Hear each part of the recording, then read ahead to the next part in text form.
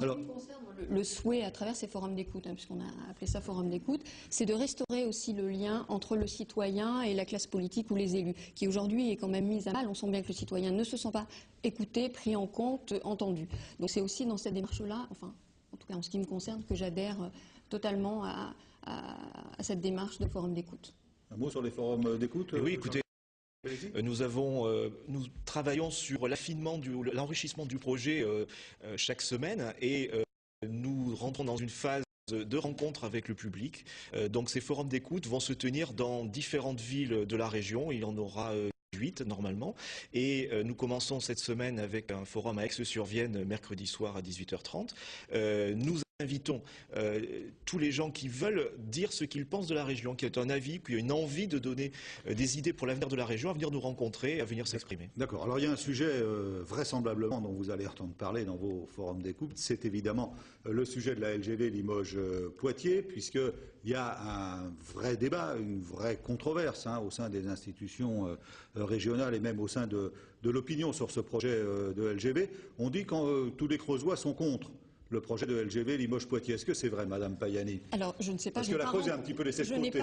Je n'ai pas rencontré tous les Creusois.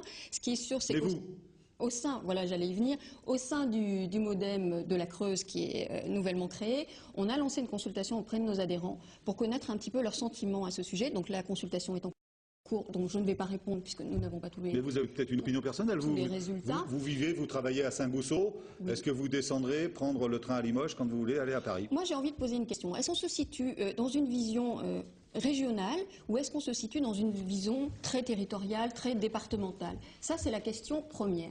Alors, j'entends bien, j'ai participé à beaucoup de réunions du collectif Anti, de RFF. On a demandé au sein du MODEM de la Creuse un certain nombre d'éléments techniques que nous n'avons pas aujourd'hui. Donc on est en train de réfléchir à la question. Simplement, ce qu'il est important, c'est d'avoir ce questionnement territoire régional ou territoire départemental. Ça, c'est la première chose. Ensuite, j'entends bien l'aspect affectif qu'il y a derrière cette affaire. Pour autant, il faut que ce projet rencontre surtout une cohérence du maillage territorial, j'ai envie de dire. Donc vous êtes plutôt pour, quoi, au MODEM? Pour faire simple. Le discours que l'on va tenir sur les transports, les Verts sont contre, vous êtes pour. C'est un discours, comme le disait très bien Nathalie Pagani à l'instant. La volonté, c'est d'offrir aux Limousins une alternative à l'automobile et à la taxe carbone. Et pour ça, il n'y a que le transport en commun qui peut y accéder. Et la LGV est un élément parmi d'autres. Nous devons revoir le maillage et l'offre de transport en commun sur l'ensemble de la région. L'organisation aussi, je crois qu'il faut qu'il y ait, vous avez bien vu tous ces accros avec, on va pas de Haute-Vienne en Creuse avec un bus scolaire. Là, on stoppe un arrêt parce que la présidente du Conseil général n'en veut plus. Enfin, il y a quelque chose à arranger là. De plus en plus, avec l'augmentation du coût de l'essence, nos concitoyens considèrent ou sont en attente de transports en commun qui répondent à leurs besoins du quotidien. C'est là-dessus que l'on va travailler. Vous étiez fait au municipal l'avocat du tramway pour Limoges. Transport en commun déjà. Voilà, et du tramway. Il y a un projet de tramway, vous l'avez toujours dans un petit coin de votre tête, ça ressortira un jour, ça? Écoutez, ou c'est complètement abandonné? Moi j'entends chaque jour un peu plus les habitants de l'agglomération qui me disent les transports en commun ne fonctionnent pas sur l'agglomération, il faut que l'on revoie la totalité du principe. Et là je suis heureux parce que effectivement nous avions posé la question peut-être un peu tôt. On va pas faire la campagne municipale. Non, mais cette question a de l'avenir. Philippe Lescure voulait dire un mot là-dessus. Oui, moi je crois que effectivement ce qui a été dit est tout à fait juste, mais pour ce qui concerne la Corrèze et Brive, je crois qu'il y a de notre côté quasiment unanimité pour être favorable à ce projet. Nous ne mésestimons pas effectivement un certain nombre de remarques qui sont faites, mais cette ligne a pris 25 ans de retard, peut-être même plus, et aujourd'hui, cette hypothèse-là, il ne faut pas la louper.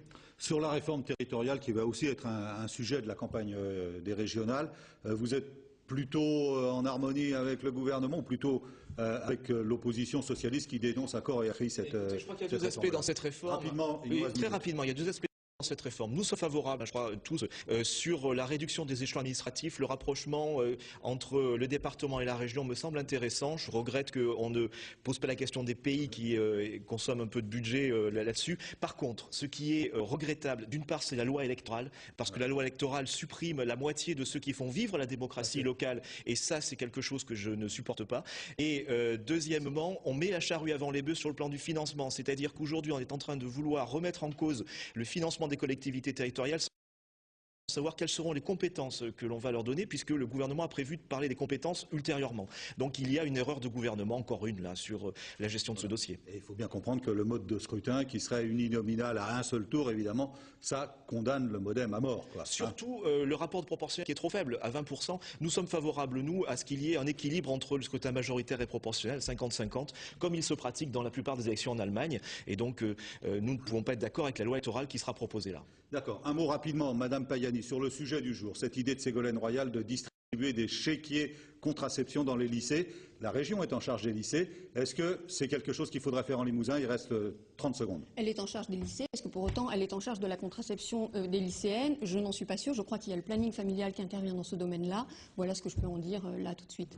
Voilà, j'ai fait s'exprimer la seule femme sur ce plateau sur cette question-là. Monsieur Lescure, vous êtes le seul sportif vrai sur ce plateau. Vous êtes président de la fédération de triathlètes. Pour ce soir, allez les Bleus, combien? Oh, écoutez, j'ai coutume de laisser cela aux spécialistes, mais à brûle pour point, parce qu'il faut s'engager, y compris dans les pronostics 2-1 pour la France. Eh bien, écoutez, espérons que ça se vérifiera ce soir en Irlande. Merci à tous les trois d'avoir participé à cette émission. La semaine prochaine, c'est Fabrice Bidot que vous retrouverez ici pour une émission spéciale qui sera consacrée aux aides que le gouvernement a prévu d'apporter aux agriculteurs qui connaissent en ce moment bien des difficultés. Tout de suite, c'est Alexandra Fillot que vous retrouvez le midi pile et nous, on se retrouve vraisemblablement dans 15 jours. Au revoir.